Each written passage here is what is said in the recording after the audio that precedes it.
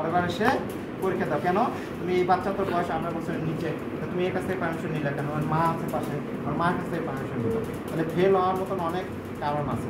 তোমাদের অবশ্য এই সব ছোটোখাটো কারণে ফেল করাবে না, তোমরা তো আন্ডার গ্রাজুয়েট দেবে না। কিন্তু তারপরে বলতেছি পারমিশন নিতে হবে কার কাছ থেকে? এরকম বাচ্চা দিলে পরীক্ষা হলে ধরো যে মা নাই, বাবা নাই, বা ওর গার্জিয়ান নাই, তখন স্যারকে বলতে হবে স্যার আমি পারমিশন নিতে চাই, পারমিশনটা মায়ের কাছ থেকে নিলে ভালো হয়, বাচ্চা তো ওর কাছ থেকে তো আমি পারমিশন নিতে পারবো না। তখন স্যার বলবে ঠিক আছে।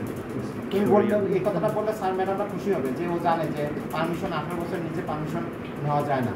ওর বয়স তো 18 বছর নিচে, তাই না? তার পারমিশন নিতে হবে। তারপর পজিশন করবো, তারপরে আমার পরিচয় গ্রিটিংস দেবো, তারপরে বাচ্চাটাকে বলতে হবে যে মা আমি বাবু বলতে হবে যে মা আমি তোমাকে পরীক্ষা করবো, তুমি ভয় পেও না, আমি এই মেডিকেলের ডাক্তার। তারপরে অ্যাবডোমেন এক্সামিনেশন করার জন্য আমরা কতটুকু করি, এক্সপোজ করি, তো এখনকার সময় আমরা মিড থাই পর্যন্ত নিয়ে আসি না, একটু নামাই, কারণ মিড থাই পর্যন্ত করলে এক্সপোজ করলে বাচ্চাটাও ডিসকমফোর্ট ফিল করবে, আমাকে পরীক্ষা এক্সামিনেশন করতে দিবে না। তারপরে বড় বাচ্চা, আমাকে খুব সাবধানতা অবলম্বন করতে হবে, তাই না? আর মাথার নিচে বালিশ থাকবে কি থাকবে না, এটা একটা প্রশ্ন। আগে বলতো যে মাথার নিচে বালিশ রাখার দরকার নেই, কিন্তু এখনকার এক্সামিনাররা বলে বা এখন আমাদের স্যাররা বলে কি যে মাথার নিচে বালিশ থাকলে কোনো অসুবিধা নেই। এক সময় কিন্তু এক্সামিনেশন করার সময় আমরা মাথার নিচ থেকে বালিশ সরাই দিতাম, কিন্তু এখনকার সময় বলে না। তাহলে ইন্সপেকশনে আমরা কী কী দেখবো? ইন্সপেকশন কোন লেভেলে দেখি? একটা লেভেল অফ এই লেভেলে দেখবো না, এই লেভেলে আমি দেখবো, এবং এই লেভেলে আমি ভালো করে দেখবো, তাকাবো, দুই পাশে দেখবো, এক্সপোজ করে নিব। আগে এক্সপোজ তো করে নিছি, তারপরে ভালো করে তাকাই দেখবো, সার জন্য বুঝে যে আমি ভালো করে দেখলাম সব কিছু। হ্যাঁ, অভিনয় জাস্ট একটা মানে এক্সামিনেশন মানে একটা অভিনয়। হ্যাঁ, যে যত ভালো অভিনয় করতে পারবে সে পরীক্ষায় পাস করবে। তাহলে এই লেভেলে দেখলাম, তারপরে এই লেভেলে আসবো, at the end of head লেভেলে একটু এরকম বসবো। হ্যাঁ, বসে একটু দেখবো, তারপরে আমার পায়ের লেভেলে গিয়ে আবার একটু দেখবো। হ্যাঁ, দেখলাম, ইন্সপেকশন করলাম। আচ্ছা, ইন্সপেকশনে আমরা কী কী দেখি সেটা বলো। ইন্সপেকশনে দেখি আমরা তো প্রথমে দেখি অ্যাবডোমেন, সাইড শেপ, নরমাল অ্যাবডোমেনের সাইড শেপ কেমন, স্কাপয়েড, নরমাল জিনিসটা জানতে হবে। তাহলে সাইড শেপ এটা কিন্তু অ্যাবডোমেনের ডিস্টেনশন, তাই না? তারপরে দেখো আম্বিকাসে ট্রান্সভার্স স্লিট, লাংস ফুল আছে, যেগুলো আমি বললাম। তারপরে অ্যাবডোমেনে দেখো যে স্কিন পিগমেন্টেশন আছে, কিছু যে স্কাল মার্ক আছে, কিন্তু হাইপার পিগমেন্টেড এরিয়া আছে, আর এটাকে বলে প্যান্ট মার্ক। এটাকে বলে তাহলে প্যান্ট মার্ক, প্যান্ট পরার কারণে কিন্তু এই যে প্যান্ট মার্ক আছে, এটাও বলতে হবে। পরীক্ষার সময় যদি তুমি প্যান্ট মার্ক করো তাহলে পরীক্ষার এক্সামিনার খুশি হবে। তাহলে এর কিন্তু প্যান্ট মার্ক আছে, কিছু পিগমেন্টেড এরিয়া আছে, ট্রান্সভার্স স্লিট আছে, তারপরে অ্যাবডোমেন ডিস্টেন্ডেড আছে। হ্যাঁ, তাহলে প্লান্স ফুল আছে। হ্যাঁ, তো এগুলো বললাম ইন্সপেকশনে। আর কী কী দেখি ইন্সপেকশনে? কোনো স্কার মার্ক আছে কিনা, তারপরে হেয়ার ডিস্ট্রিবিউশন আছে কিনা, এগুলো দেখি। কোনো পাংচার মার্ক আছে কিনা সেটা দেখি, ভিজিবল পেরিস্টালসিস আছে কিনা সেটা দেখি। হ্যাঁ, তারপরে ভিজিবল পালসেশন আছে কিনা সেগুলো দেখি। তাহলে ইন্সপেকশনে কিন্তু আমরা এগুলো দেখি। এখন পালপেশন আমরা করি superficial palpation, deep palpation. Deep পালপেশনের পরপরে আমরা অর্গান পালপেশন, তারপরে অর্গান পালপেশন, এগুলো। এখন পালপেশন আমরা শুরু করবো কীভাবে? সুপারফিশিয়াল কোয়াড্র্যান্ট হিসেবে শুরু করবো। এখন অ্যাবডোমেনকে 9টা কোয়াড্র্যান্টে ভাগ করছে। কয়টা কোয়াড্র্যান্টে? 9টা। সেগুলোর নাম বলতে চাচ্ছি না, তোমরা জানো কীভাবে ভাগ করছে। ট্রান্সফালেরিক প্ল্যান, ট্রান্সকিউবাকুলার প্ল্যান, আর এই দিকটা হচ্ছে। আচ্ছা, এখন অ্যানাটমির একটা প্রশ্ন হয়তো এই রিলেটেড জিজ্ঞাসা করতে পারে যে ট্রান্সফালেরিক প্ল্যান কী অর্গান কাট করে। হ্যাঁ, একটা হচ্ছে ওই যে pylorus of the fundus of the gallbladder, pylorus of, এরকম কী অর্গান কাট করে, এগুলো পরীক্ষায় জিজ্ঞাসা করতে পারে। হ্যাঁ, তো এটা জানিয়ে রাখবা। হ্যাঁ, কী ওটা। তাহলে আমরা 9টা কোয়াড্র্যান্টের সুপারফিশিয়াল পালপেশন শুরু করবো। প্রথমে এটা কোন কোয়াড্র্যান্ট? লেফট ইলিয়াক ফসা, রাইট কেন? হ্যাঁ, আমি তো ওই দিক দিয়ে শুরু করলাম। গরমের দিন সবার মাথা একটু গরম হয়ে গেছে। আচ্ছা, তাহলে আমি কীভাবে সুপারফিশিয়াল, এটা হলো সুপারফিশিয়াল পালপেশন। সুপারফিশিয়াল পালপেশনে আমি কী কী দেখি? এখন প্রশ্ন এটা টেম্পারনেস, টেন্ডারনেস, কোনো মাসের ডিজিটি আছে কিনা, এবং কোনো মাস আছে কিনা। তাহলে সুপারফিশিয়াল পালপেশন খুব হালকাভাবে দেখলাম। আর ডিপ পালপেশনে আমি একটু হাতটা একটু প্রেস করবো, প্রেস করে আমি দেখবো যে ডিপ পালপেশনে তার মুখের দিকে তাকাবো, কোনো মানে তার এক্সপ্রেশন কেমন সেটা দেখবো, ব্যথা করে কিনা। যে আর পালপেশন শুরু করার আগে আমি তাকে জিজ্ঞাসা করে নিব যে ব্যথা আছে কিনা। আমি ইন্সপেকশনে একটা জিনিস বাদ দিচ্ছি। ইন্সপেকশনে কিন্তু আমি ওকে কাশি দিতে বলবো, টু সিএনই হার্নিয়া আছে কিনা, আমি ইন্সপেকশনে একটা বাদ দিচ্ছি, এটা বলা লাগবে। তো হার্নিয়ার অরিফিস মানে ওকে কাশি দিয়ে দেখতে হবে যে হার্নিয়ার অরিফিস ইনটেক আছে কিনা। হ্যাঁ, তো ওকে এটা ইন্সপেকশনের পার্ট। তারপরে আমি পালপেশন করলাম, ডিপ পালপেশন। এখন আমি করব অর্গান পালপেশন। অর্গান পালপেশন কোন অর্গান থেকে শুরু করব? লিভার। না, প্রথমে হচ্ছে লেফট কিডনি, স্প্লিন, রাইট, তারপর হচ্ছে লিভার, তারপর হচ্ছে রাইট কিডনি। এটাই বেশিরভাগ ম্যাক্সিমাম টিচাররা এটাই পছন্দ করে। তোমরা যেটা বলতে চাচ্ছ লিভার আগে, এটা কিন্তু আমাদের পেডিয়াট্রিক্সের স্যাররা পছন্দ করে না।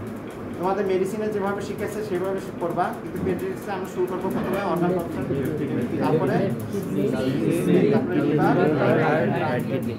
লেফট কিডনিটা কীভাবে পালপেট করবো? লেফট কিডনির হাতের পজিশন দেখো, কোন জায়গায় এটা থাকে। লেফট কিডনির পজিশন হচ্ছে লাম্বার রিজিয়ন। এটা হচ্ছে প্রথমে হচ্ছে এটা হচ্ছে বাইমিনিয়ালি পালপেবল, মানে দুই হাত দিয়ে প্রেস করবো। আর হচ্ছে ব্যালেটেবল। ব্যালেটেবল মানে আমি এই হাত দিয়ে প্রেস করবো, এই হাত দিয়ে ফিল করবো।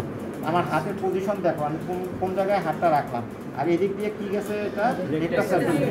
তাহলে আমি রেক্টাস অ্যাবডোমেন মাসেলের উপর হাত দিব না, আমি একটু হাতটা এইভাবে দিব, আর এইভাবে দিয়ে দুই হাত দিয়ে আগে প্রেস করবো, প্রেস করে দেখবো। আর তারপরে এই হাত দিয়ে প্রেস করে এই হাত দিয়ে ফিল করার চেষ্টা করবো। ঠিক আছে? তাহলে এখন এটা হলো হ্যাঁ কিডনি। এখন আমি কী করবো? স্প্লিন। এখন তো হিউজ অ্যাসাইটিস আছে, আমি কি নর্মালভাবে স্প্লিন করবো না ডিপিং মেথডে করবো? এক্ষেত্রে ডিপিং মেথডে করবো। এখন ডিপিং মেথডটা কি আর নর্মাল মেথডটা কি? নর্মাল মেথডটা হচ্ছে যদি অ্যাসাইটিস না থাকতো তখন আমি করতাম নর্মাল মেথডে। আর ডিপিং মেথডটা হচ্ছে আমি ডাইন হাতটা, এটা কোন হাত? নিচে রাখবো, আমার দিয়ে এভাবে পানি সরাবো, ওকে মুখটা এদিক দিয়ে ঘোরাতে বলবো, শ্বাস নিতে বলবো। মা একটু শ্বাস নাও। অর্গান পালপেশন করার সময় কিন্তু অবশ্যই শ্বাস নিতে বলতে হবে, আর মুখটা ঘুরে দিতে হবে। সব অর্গান পালপেশনের সময় ওকে বলতে হবে যে তুমি শ্বাস নাও, লম্বা লম্বা শ্বাস নাও। এটা হলো ডিপিং মেথড। ঠিক আছে? আর নর্মাল মেথডে আমি কীভাবে দেখি? এইভাবে এইভাবে ওকে শ্বাস নিতে বলবো। আর অর্গান পালপেশনের সময় অবশ্যই আমাদেরকে বসতে হবে কিন্তু।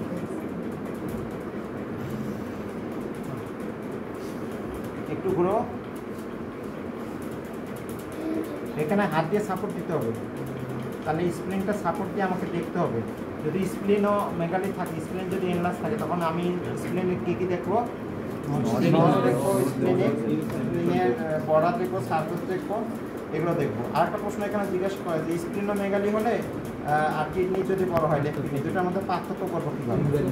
এটা প্রশ্ন করলাম, উত্তরটা তোমরা জোগাড় মানে কালেক্ট করবো। উত্তরটা এই প্রশ্নটা অবশ্যই জিজ্ঞাসা করবে তোমাদের শর্ট কেসে, যে স্প্লিন বড় হলে আর কিডনি বড় হলে দুটার পার্থক্য কী?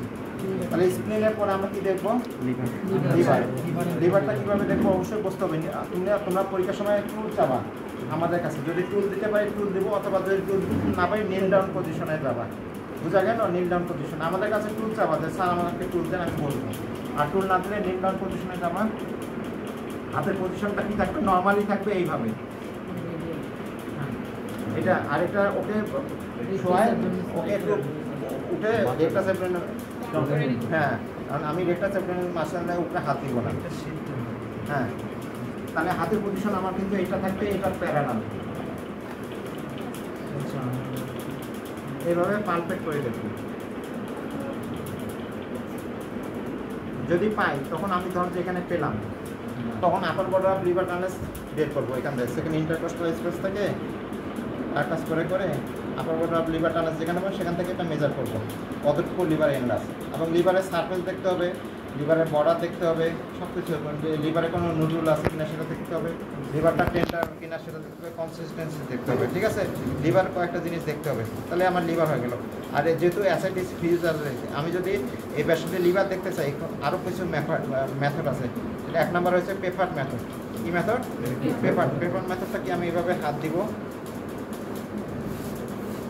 হাত দিয়ে দেখবো লিভারটা কতটুকু নিচে মানে না, তাহলে এটার নাম হলো পেপার মেথড। আরেকটা যেটা প্রথমে দেখাছিলাম সেটা হচ্ছে ডিপিং মেথড।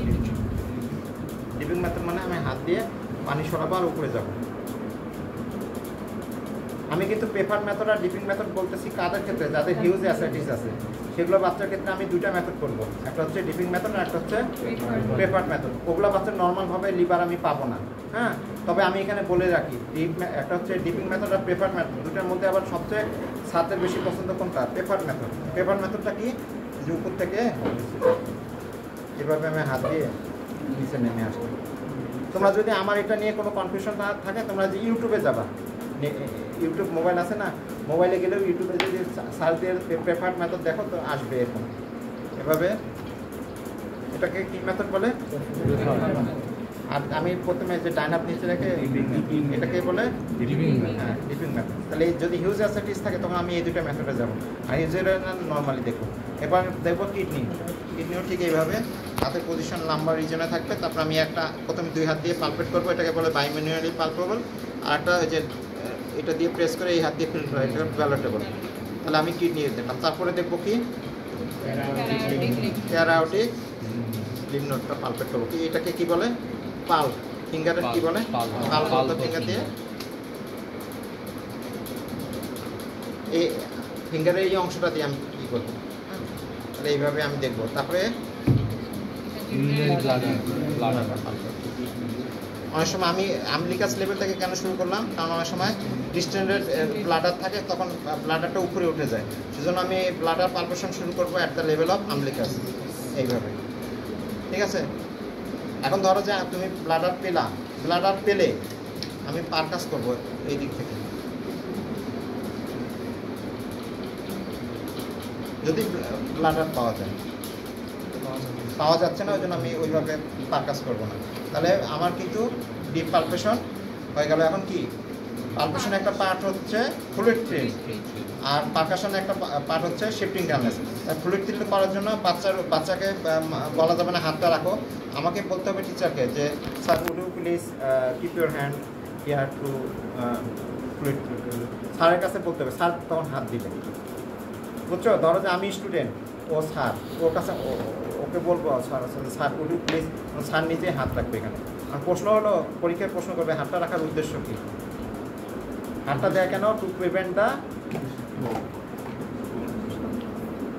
স্কিনের মাধ্যমে তো ওয়েভটা ট্রান্সমিট হয়। এটা হাতটা রাখলে ওইটা ট্রান্সমিট স্কিনের মাধ্যমে হবে না, তখন আমি ফ্লুইড থ্রিলটা পাবো। বুঝছো?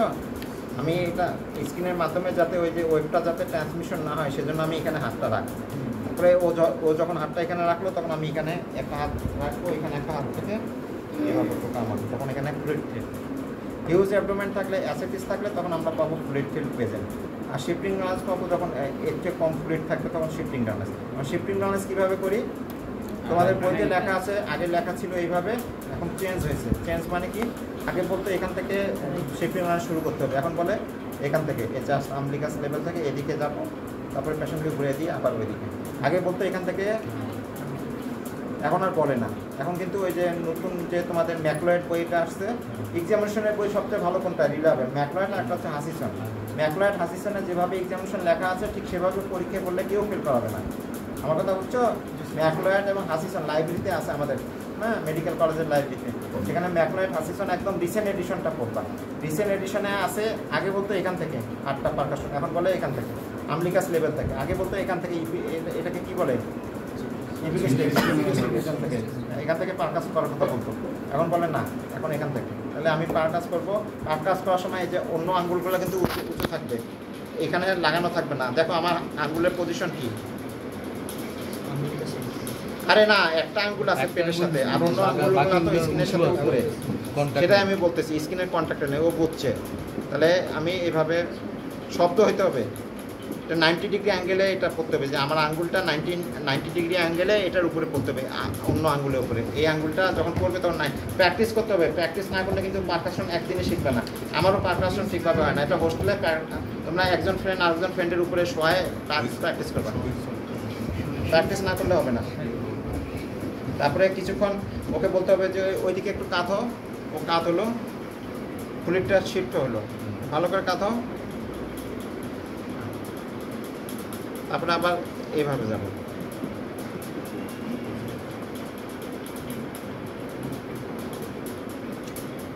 হ্যাঁ, তারপরে সবাই দিক, তারপরে একটু এদিকে কাঁথো।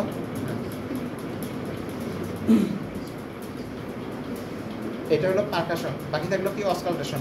অসকালটেশন আমি কি কোথায় কোথায় করবো? বাউল সাউন্ডটা দেখবো আমি কোথায় 2.5 সেন্টিমিটার নিচে গিয়ে ল্যাটারালি। এটা হচ্ছে আইলোসিক্যাল জাংশন বলে। এটা সবচেয়ে আইলোসিক্যাল জাংশনটা হচ্ছে সবচেয়ে ভালো প্লেস। ওখানে আমি স্ট্রেচটা প্লেস করবো এবং 5 থেকে 10 সেকেন্ড স্ট্রেচটা রেখে বাউল সাউন্ডটা পাবো, দেখবো বাউল সাউন্ড। এবং অ্যাডেড সাউন্ডও থাকতে পারে।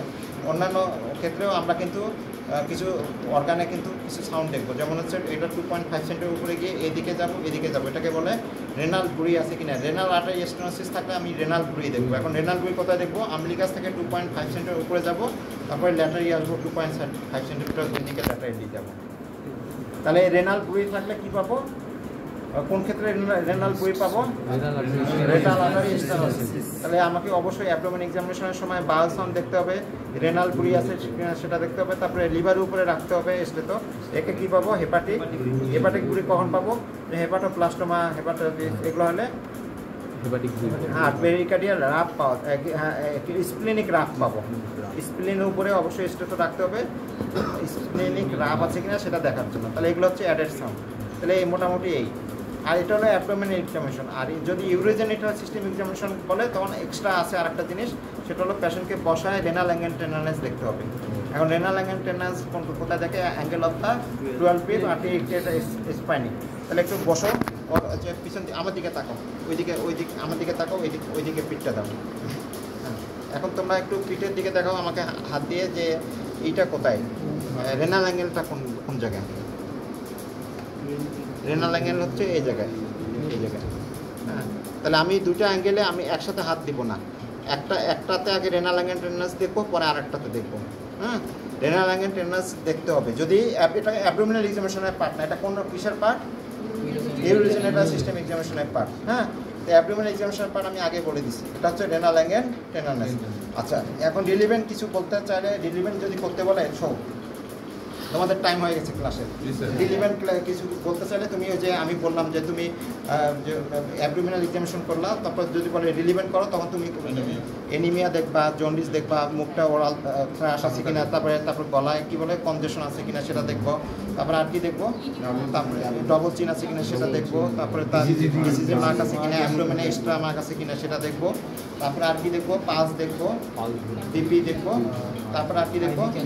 আইভি ক্যানুলার সাইডটা দেখবো, হিট কোয়াগুলেশন টেস্টটা দেখবো, অবশ্যই ব্লাড প্রেশার মেজার করবো, এই কয়েকটা জিনিস অবশ্যই। এগুলো হচ্ছে রিলিভেন্টের মধ্যে। যদি বলে যে তোমার কাছে এটা কি পেশেন্ট মনে হচ্ছে এই মানে এই অ্যাবডোমেন দেখে বা ইডিমা দেখে, তখন বলতে হবে যে স্যার এটা আমার কাছে নেপোটিক সিনেম মনে হচ্ছে। তখন বলবে যে নেপোটিক সিনেম হলে তুমি আর কি দেখতে চাও? তখন তুমি বলো স্যার আমি ওর এনিমিয়া দেখতে চাই, জন্ডিস দেখতে চাই, তারপর ওরাল ক্যাভিটি দেখতে চাই, তারপরে তার বিসিজি মার্ক দেখতে চাই, পালস বিপি দেখতে চাই, চেস্ট অসকন্ট্রেট করতে চাই, এগুলো বলবা। চেস্ট অসকন্ট্রেট করতে, তারপরে ইডিমা দেখতে চাই বা ইডিমা দেখতে চাই, এগুলো বলবা।